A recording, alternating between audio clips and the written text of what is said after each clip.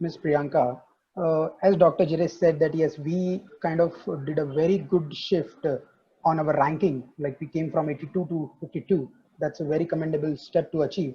But now going forward, what do you think we should do when it comes to design thinking or innovation, or how can we use design thinking as a backbone for innovation in the post-COVID era?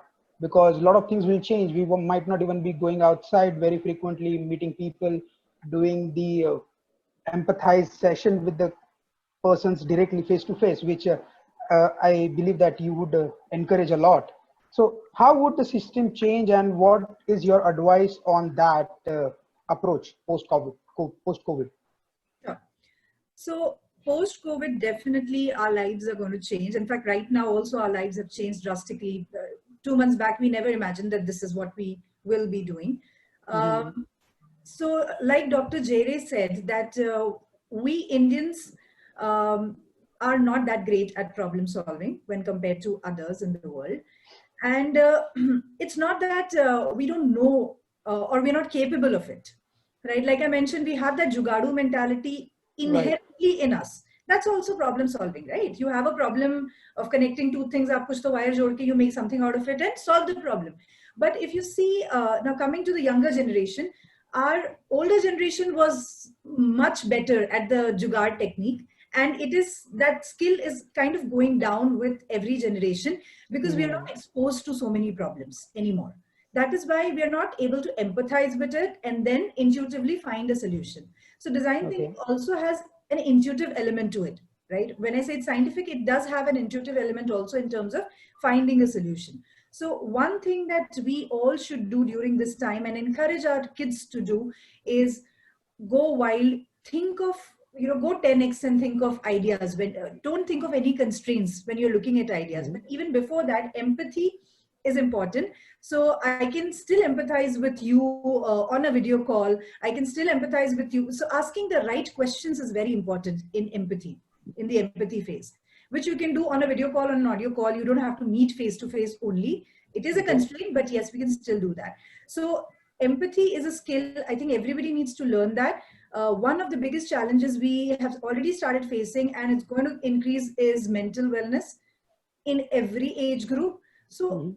problems are everywhere. Now is the time to, and you have the time, the luxury of time. I, I, I will give you a good example of empathy, Mhm. okay, which Okay. people might able to relate. When we were doing digital Pune hackathon, then sorry, Mhm. I'm just jumping in, but I felt that this example people might able to relate. Okay, Sure.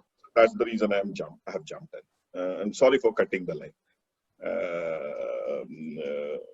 So when we had a given problem statement from Pune Municipal Transport (PMPML) to some of the Okay. students for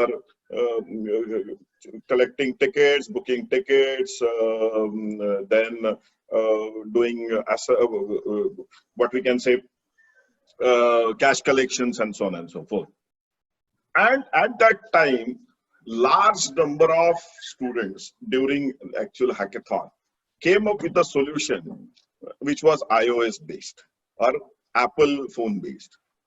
They Mhm. didn't even bother to think that how many conductors will use iOS.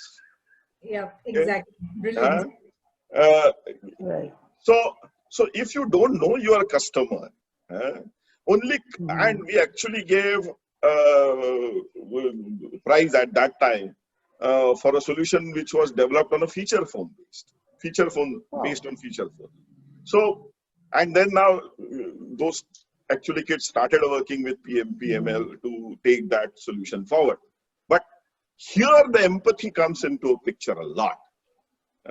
That you need to understand who is your customer or who is your user. You cannot design an iOS or an Apple-based solution for a conductor who may never have seen an iPhone or may have never hold an iPhone. Right. So Right. these are so problem is solved, but But not for not for each and every uh, not for the participant of the customer. audience. Yes. I Not for every group of think the audience. parenting also is a big example of failure in solutions, right? We are after our kids that, okay, you have to practice writing is very important. That is one of the things that I'm doing with my son. but the child does not want to write. And what we do is we hum usse डांटेंगे, we'll scold him, we'll give him all types of threats, and we're like, do it. Other option would be, okay, let's try and motivate. So if you write one page, I'll give you 2 chocolates. These are not the right solutions. What you need to understand is, why is the child not wanting to write? It may be the time of the day that he doesn't want to write. It may be that he likes to write only early morning, not in the evening, whatever. So understand the person, the audience, and then design a solution. I can't design a solution as a parent that I'm disciplined. Why can't you be? Why can't you be disciplined? Absolutely. It will never work. Basically, you cannot put yourself as an audience when you are coming up with any product. You have put to yourself in think the about audience. others as well. Right. Absolutely. Precisely mentioned, Priyanka.